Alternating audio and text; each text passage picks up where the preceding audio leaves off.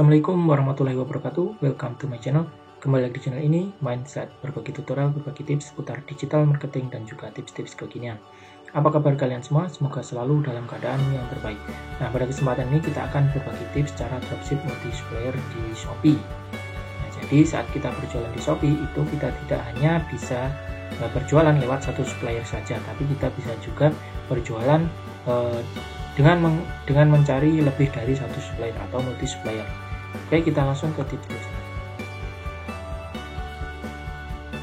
Nah, yang pertama itu yang perlu kita lakukan sebelum kita berjualan di Shopee dengan berbagai supplier atau multi supplier, itu kita harus menentukan produk terlebih dahulu. Apakah produk yang kita jual itu campur ataukah spesifik.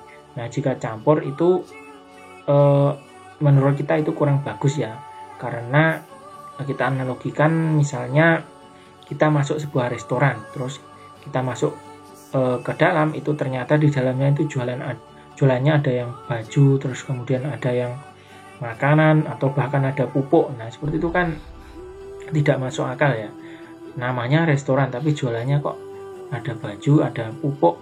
Nah, itu kan aneh ya. Nah, jadi kita lebih menyarankan kalau menentukan produk untuk dijual itu kita harus memilih produk yang spesifik. Kalau misalnya kita menjual baju ya seputaran baju, misalnya baju, celana, terus sarung, seperti itu kan masih serumpun ya atau spesifik. Nah, lebih baik kita menyarankan kalau jualan itu yang seperti itu. Nah, ketika kita sudah menentukan produk, selanjutnya yaitu kita bisa mencari supplier ya. Nah, untuk supplier ini kita menyarankan supplier yang satu kota. Misalnya kita jualan produknya itu misalnya jualan produk-produk muslim. Nah, kita mencari supplier yang pertama itu di Surakarta. Nah, jadi kita mencari supplier yang kedua itu juga sebaiknya itu kotanya juga di Surakarta, Solo, seperti itu. Nah, ketika kita mencari supplier itu kita sebaiknya itu melakukan ini terlebih dahulu ya. Yang pertama itu kita harus riset. Nah, bagaimana produknya, terus lihat dulu jika di Shopee itu kita lihat testimoninya seperti apa, terus kemudian ratingnya itu seperti apa, kita cek terlebih dahulu. Nah, baru ketika kita sudah tentukan, maka kita bisa mengecek kualitas produknya dengan cara kalau ingin tahu lebih detailnya itu kita bisa membeli produknya, kita cek kualitas produknya atau minta sampel jika diperbolehkan, seperti itu. Nah, selanjutnya itu kita cek stoknya. Nah, apakah stok yang dijual di toko tersebut atau di supplier tersebut itu stoknya aman, stok banyak atau cuman terbatas. Nah, itu kita perlu cek terlebih dahulu. Jangan sampai nanti stoknya hanya sedikit, kemudian ketika kita jual itu nanti stok habis itu tidak restock lagi. Nah, itu kan kita perlu mencari lagi. Nah, jadi sebaiknya itu stoknya yang up to date atau saat habis itu di restock kembali. Nah, kemudian itu kita harus memperhatikan harga, apakah harganya itu kompetitif ataukah tidak kompetitif. Jadi ketika kita bersaing dengan kompetitor itu untuk dari segi harga itu kita masih bisa bersaing dan masih dapat untung. Kemudian selanjutnya setelah harga kita harus juga mengecek dari segi pengiriman. Nah, apakah pengirimannya itu fast ataukah slow. Nah, pengirimannya lama, nah itu kita perlu mempertimbangkan untuk memilih supplier tersebut. Karena kalau pengiriman lama biasanya menimbulkan kemungkinan bahwa calon customer itu bisa meng-cancel orderan kita karena kirimnya lama. Kemudian selanjutnya kita perlu memperhatikan komunikasi ya. Nah, saat kita memilih supplier itu kita chat itu fast respon atau tidak. Nah, itu kita bisa menjadikannya pertimbangan kalau kita memilih supplier. Nah, kemudian selanjutnya itu perlu kita perhatikan juga yaitu support pelanggan. Apakah saat ada komplain itu supplier itu mau bertanggung jawab, misalnya ada garansi atau misalnya kesalahan itu ada kesalahan kirim itu mau bertanggung jawab seperti itu, apakah tidak, itu kita cek. Jadi kita bisa memperhatikan beberapa hal ini tersebut sebelum kita memilih supplier. Nah, untuk detailnya itu kalian bisa tonton di video yang sebelumnya ya, yaitu tips memilih supplier agar tidak menyesal saat menjualkan produknya. Kemudian setelah kita mendapatkan supplier, misalnya itu satu kota, itu kita bisa memilah-milahnya ya. Nah, cara memilah-milahnya itu bisa memberikan kode pada produknya. Misalnya itu sama-sama menjual gamis ya. Kemudian kalau gamisnya itu dari supplier satu, itu misalnya produknya tanpa merek ya, kita kasih kode misalnya sub SP01 seperti itu. Kemudian yang kedua itu SP02.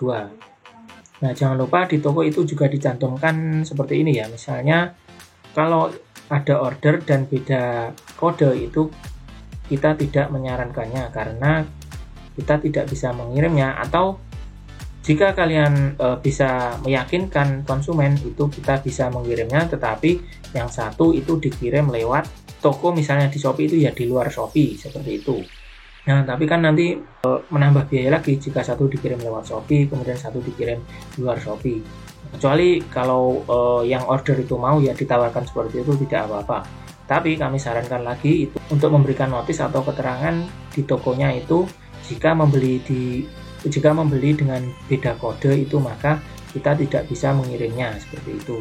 Selanjutnya itu kelebihan dan kekurangan jika berjualan dengan multi supplier. Nah, kelebihannya yaitu kita bisa mengambil banyak barang ya, yang dari berbagai supplier yang telah kita pilih tadi. Dan variasi toko kita itu tentu saja itu akan banyak pilihan produknya seperti itu banyak. Dan kekurangannya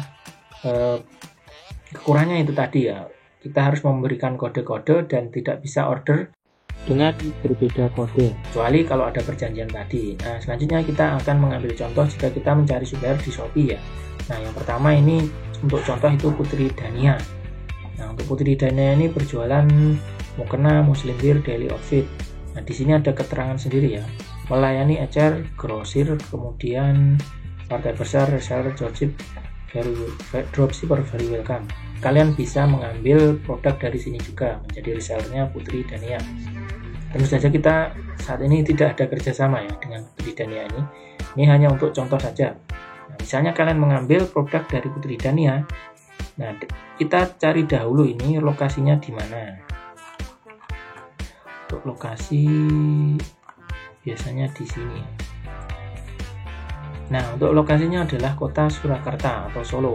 Nah, ini kita jadikan sebagai supplier yang pertama. Saat men-setting toko nanti kita masukkan alamat yang pertama itu alamat toko dari Putri Dania. Nah, kita sebelumnya harus komunikasi dengan Putri Dania terlebih dahulu, alamat lengkapnya itu di mana, terus kita masukkan di settingan toko kita. Nah, setelah kita save itu kita cari supplier yang kedua. Nah, kemudian kita pilih supplier yang kedua. Untuk contoh itu kita ambil Viva Fashion yang hampir sama ya, ini mukena, daster, baju Teddy ya, Teddy seperti itu. Nah, ini lokasinya di mana? Nah, ini kita tadi sudah riset sebelumnya, kita cari supplier ini lokasinya juga di Solo. Kalian bisa join juga, dan tentu saja kita sebelumnya tidak ada kerjasama. Nah, ini jualannya hampir sama-sama ya. Dan untuk supplier yang kedua itu kita setting di alamat toko kita itu sebagai supplier yang kedua. Nah, tentu saja kalian harus berkomunikasi dengan Viva Fashion misalnya, itu alamat tokonya itu lengkapnya itu di mana, terus kita save sebagai supplier yang kedua. Nah, selanjutnya kalian sudah memiliki dua supplier, tapi sebelumnya kalian harus cek dahulu ya ini tadi kalau ingin mencari supplier. Nah, untuk contohnya tadi seperti ini, produk-produknya kan mirip-mirip. Nah, bisa mungkin seperti itu. Dan untuk penilaian cukup bagus.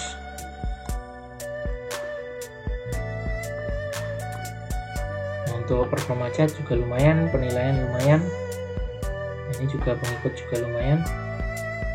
Ini juga. Nah, seperti ini. Nah, demikian tadi tips cara dropship multi supplier di Shopee ya. Mudah-mudahan tips ini dan juga cara ini bermanfaat untuk kalian semua, untuk Anda semua. Jika ada kritik, saran, ataupun pertanyaan, silahkan kalian cantumkan di kolom komentar. Akhirnya, wassalamualaikum warahmatullahi wabarakatuh.